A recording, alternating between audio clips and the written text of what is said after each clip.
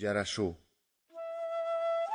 Терен сагышка кирип келе турган бир сүрүүчү жашны аллана шугут жыланчык чыгып, "Жолуң болсун, жигит" дегенди. Нейсе да бир ауыр сагыш баскан дүсүңө.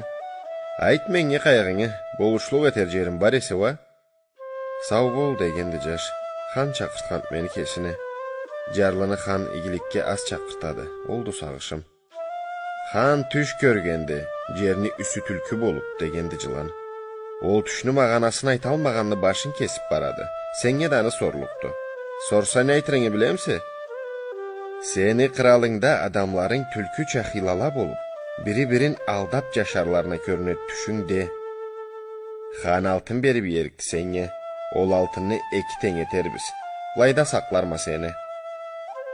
Ол айтканча болуп, жаш ызына кайтып келе, алтынга көзү карап, жылан саклаган жерине бармай, башка жерге кеткенди. Талай жылдан биягы жашны хан чакыртканды. Биягы жылан аллана чыгып алай сүйлөшкенди. Хан жерни үсү бөрү була ит болуп көргөн түшүндө, алыгын четип бүтөп алтынны кесиңе алып, тога айланып кетме. Энттен айтырың үйрөтейм. Адамларың бөрү була итча болуп, бир-бирин союп, ашап, оңлу оңсузну түп этип, казабат ачып турууларына көрүнөт түшүңдө. Биягы жаш жутлук эткенди.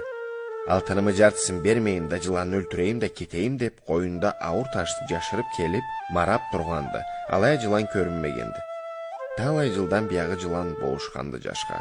Хан жер үстүн маралдан толуп көргенде, адамларың огурула, тынчла, берекеттиле болуктула, бир-бирин сүйүп, инаклап жашаркыла де.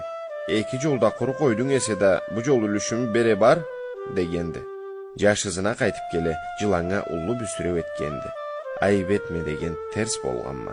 Хан бу жол берген алтынны барында берейим сеңе. Алгын эки кереде оздуруп алып кеткен үлүшлерин келтирип, аланда берейим. Айып эте чатүлдү сеңе деген жылан. Өмүр калай болса да малай болады.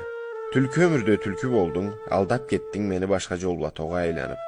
Бөр өмүрдө бөрү кылык алып, койнуңда таш жашырып келдиң уруп башыма изиретирге. Марал өмүрдө ва марал кибик, огурлу сафка киргенси. Арю сөзле да сүйлөштүң меңе, хакымы да ашарга излемедиң. Марал кылык алганың үчүн көп жаша, алтыныңы кесиң аша, мен алтынны этерикме.